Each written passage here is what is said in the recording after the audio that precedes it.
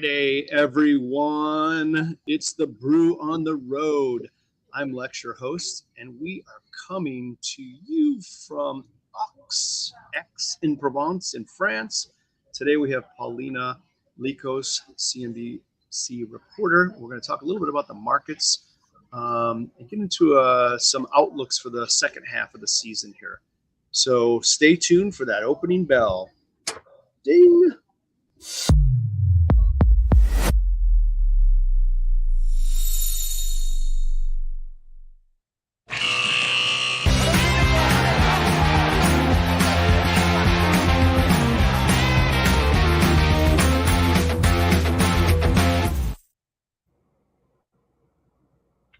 Paulina, happy Friday. How are you? Happy Friday, Lex. I'm doing great. How are you? Ready for the weekend?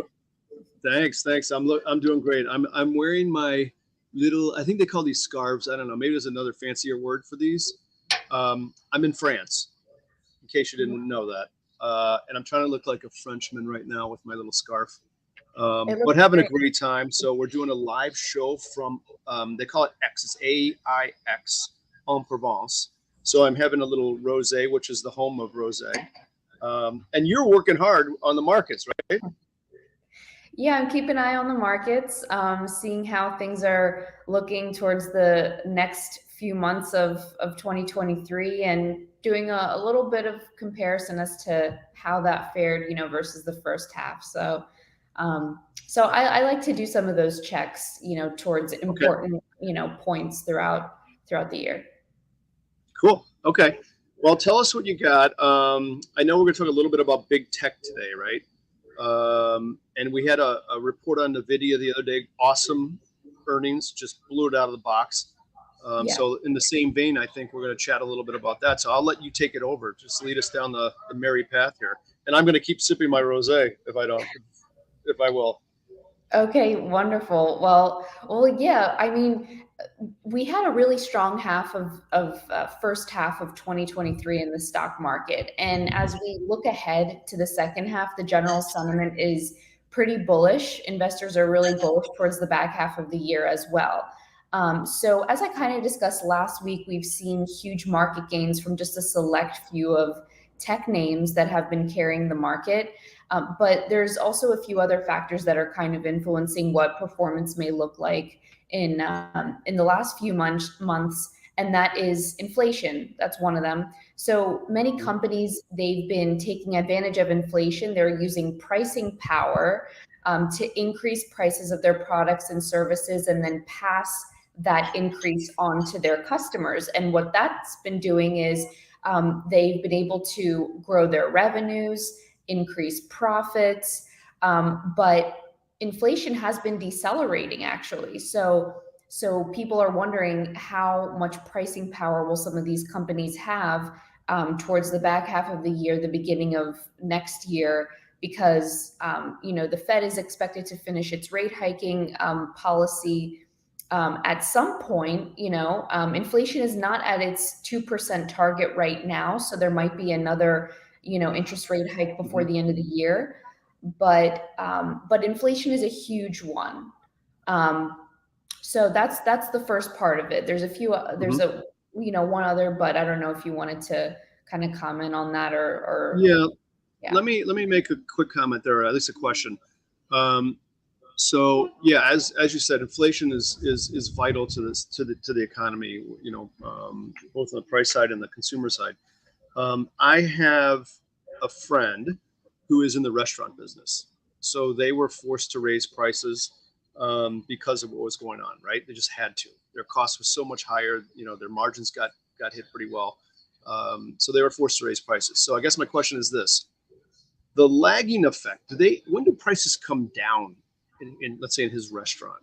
Does it ever come down again once they raise them? I mean, it seems to me that once you get people used to paying that price, there's little incentive to bring it down. Now, I totally get supply and demand economics. So if all of a sudden they're sitting on high prices and they're not selling anything, totally understand that. But is there something that kind of leads the charge here on the way down, or is it just simply interest rates coming down, inflation coming down, the whole ball of wax? That's a really good question. And in once prices are high and customers are, like you said, they're getting used to paying these elevated prices, what's the incentive to lower the prices down again? There Hmm. have been a number of consumer surveys throughout the year, and those surveys have been noting that customers are willing to pay up for some products and services, and the consumer has been resilient this year. So they've been able to incrementally sustain higher prices. And I think this is super important because when we think about US economic performance, more than 70% of that accounts for consumer spending. Hmm. So we really have been relying on the consumer throughout this year. And it's really positive that they've been able to pay up these higher prices. Hmm. So with that, I'm not sure what it will look like for these companies to reduce prices unless they come up with some sort of strategy and add more value to their products and services that justify the higher prices. So I think that's what might happen there. Hmm. That makes sense. That makes sense. Yeah, I agree with you on your point about the consumer has been resilient, undoubtedly. It's amazing. I gotta be honest. I've noticed even my grocery bill more earlier in the season than now. But I have to look at the receipt. I never even take a receipt normally. I'm like, here, give me that receipt because it seems so ridiculous. And I run through every little item and it adds up to the number. I'm like, God, really? It just seems so expensive. But you're right. The consumer has been unbelievably resilient, and I still go out to restaurants and they are packed. It's amazing. Airplanes are packed. It's I don't know what it is, but they are still spending, right? Yeah, consumers are still spending, but so to your point, they're spending more towards services like going out Hmm. for dinner, drinks, especially, airfare, travel, leisure, and things like that. However, they are being more diligent around discretionary purchases. And Hmm. what are discretionary purchases? There are things like, big purchases like maybe electronics, or Okay. maybe not buying a home right now. So they're being careful around those big purchases, but they're more freely spending on going out and enjoying their time. Especially, we're still in a post pandemic environment, and that's kind of part of the story there. But it depends where consumers are paying attention as to where they're spending. Sure. Gotcha. Okay. Makes sense. So how's the second half shaking out? What's the outlook feeling like, from your neck of the woods? Anything unusual? You said earlier in your comments that the second half looks rosy. I think a little Yeah. bullish going forward, perhaps. Yeah, it looks pretty bullish. Even though the economy has been going strong, I think the narrative of a possible recession in 2024 is still a factor Okay. for investors. Of course, there are others in the other camp that say we'll be able to avoid a recession because the consumer has been holding up and the job market is strong.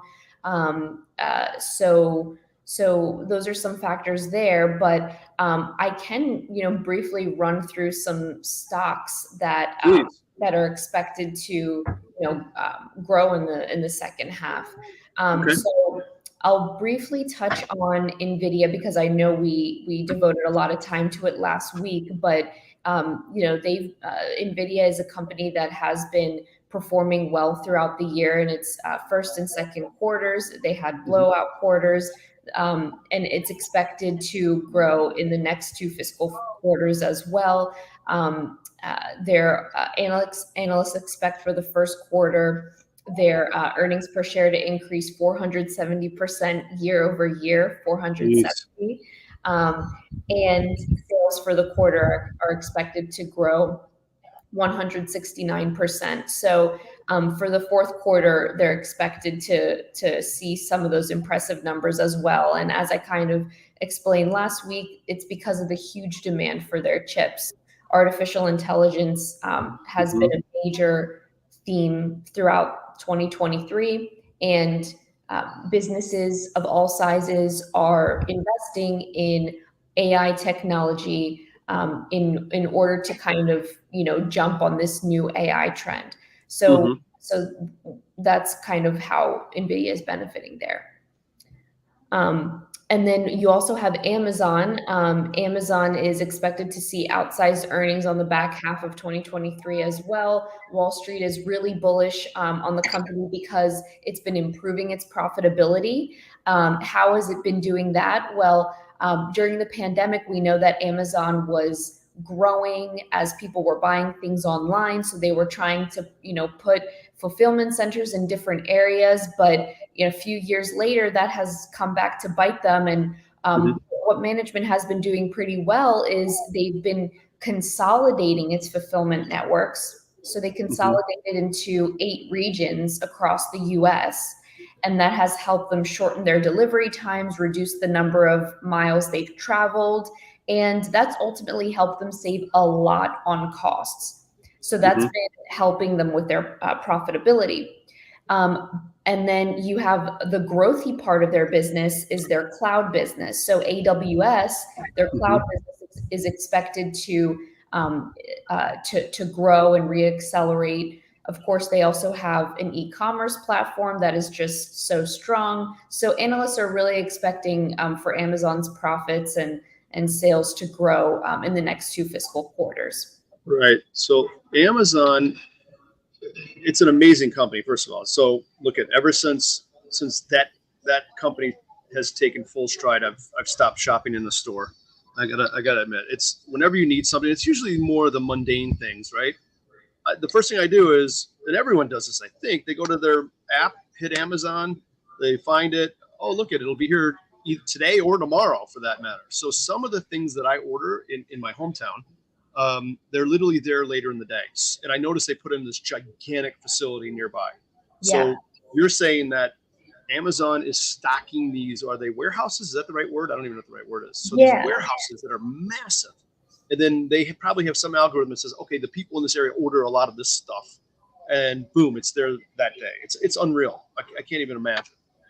Yeah, it's been like you said, there are these huge warehouses. There used to be more, but they consolidated into 8 different ones.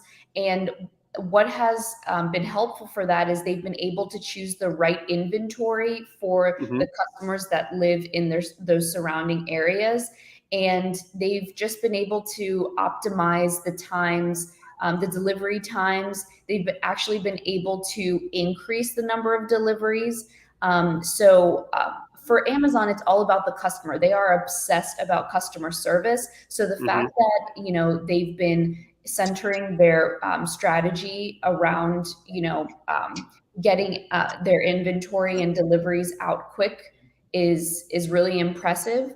And so they've been doing really well on that front. And Hmm. that's one of the reasons why their earnings are expected to grow for the next couple quarters. Yeah, amazing company. Now, what about? I see Microsoft is on your list as well. What about them? What are they doing that's so wonderful Yeah, nowadays?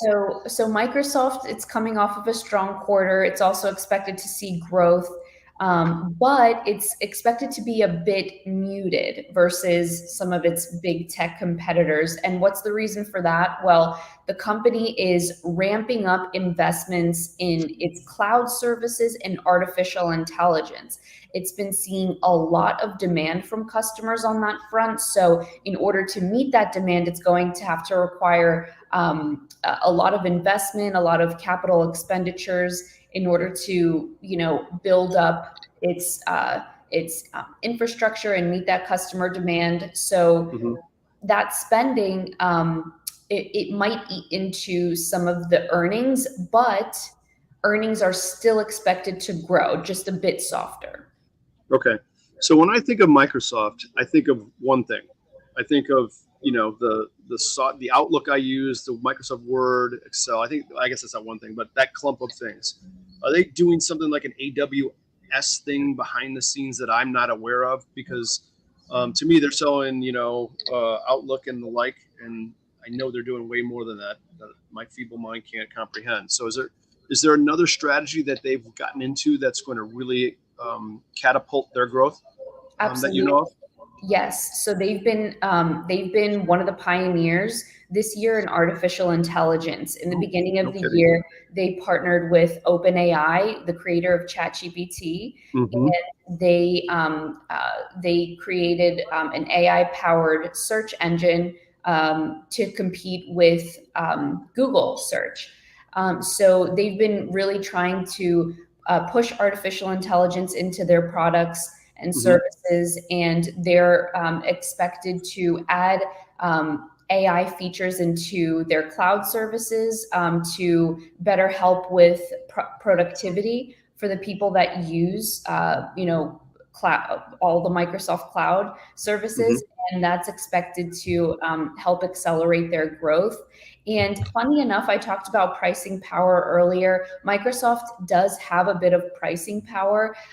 They have this policy where they match the prices. I might get this wrong, but it's something along the lines of they review prices in the US versus the prices they have internationally, and they do this analysis to make sure that those prices match.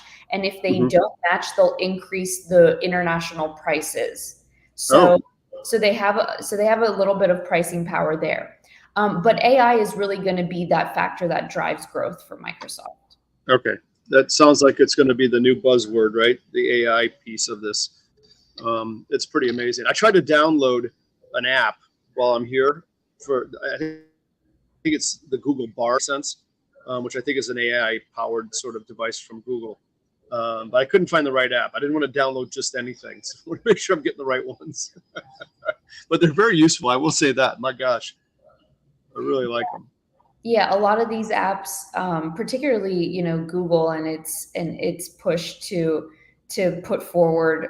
It just actually had a conference this past week on its cloud and how it's incorporating, kind of like Microsoft that we've been talking about. Google Yep. has also been incorporating AI into Google Workspace that we use every day. I'm not sure if you've seen on your Gmail when you're writing your emails, it kind of suggests what words to put next. That's Oh AI. yeah. That's AI. So Google has been doing the same thing with that. So there's Right. a lot of healthy competition in the AI space. Gotcha. Okay. How about the big boys at Apple? I see that's on your list as well. So, are they? It sounds like they always have good earnings, and they have trillions. Are they getting into that space as well, or tell me a little bit about Apple and what the outlook is there? Yeah. Yeah, Apple is also expected to grow in the next couple quarters, although it did have a lighter start towards the second half of the year.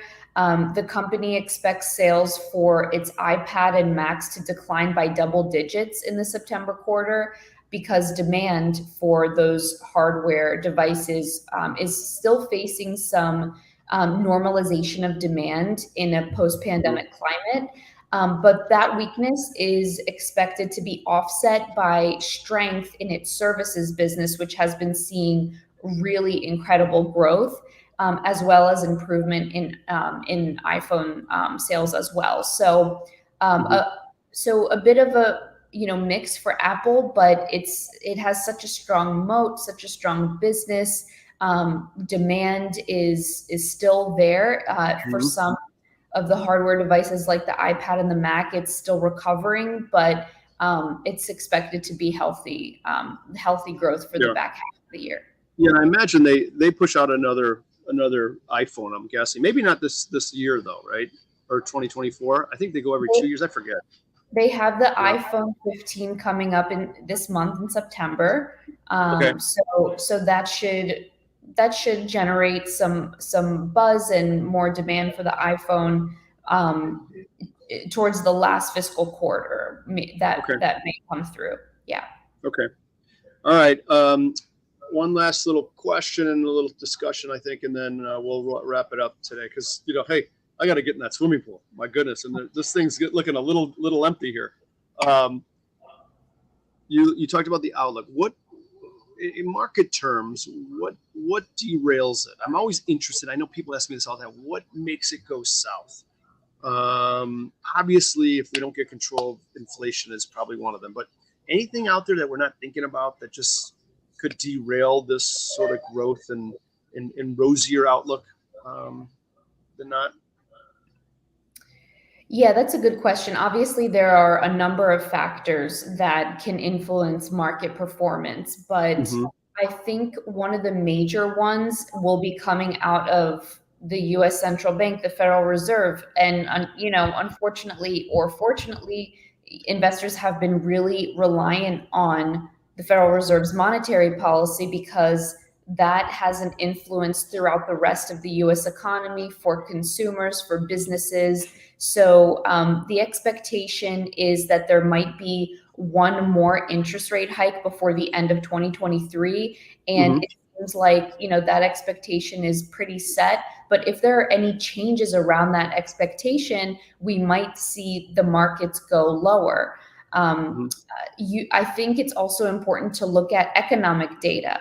If the data is in line with what the markets are expected to, not really respond to that, but if it's outside of those expectations in a big way, for example, the inflation data or jobs data or earnings reports or things like that, then we can expect to see a major move on the upside or Mm-hmm. downside in the markets. Gotcha. So, yeah. Okay.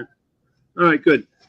Great, Paulina. Well, thanks for coming on. I know I love our Fridays. We get to talk about so many cool things that I don't know anything about. But what we're going to do is moving into not quite next week, but the week after, we're going to start taking some of this information and start, for our side, constructing a few option strategies, is like we like to talk about a good bit. We're not financial advisors by any stretch of the means, so we understand that disclaimer. It's not a recommendation, but we like to look at how option setups can be valuable for someone when taking in some of these accounts and what we think about market direction and data in general. It's an important factor, so we'll touch on that as in the upcoming episodes as well. Big plans this weekend or no? Just kind of hanging loose. Yeah, I'm going to be here in New York. I have family visiting, so I'm excited to see them. And Cool. we'll probably go into the city and do something fun. Awesome. Good. Well, you have a great weekend. It's the Labor Day weekend, I think, right? We're off on Monday. Yes. So if we're off if the markets are closed, the Brew is closed too. So nothing on Monday. But great. So I love this weekend. It's kind of the fall season, which means football season, which I love, college football and pro football. So I'm excited. You have a great holiday weekend. Enjoy spending time with family. That's awesome. And we'll see you a week from today, right? Yep. I'll see you next week. All right, Paulina. Have a great weekend. That's Thank a wrap. you. Talk to you soon. Bye now.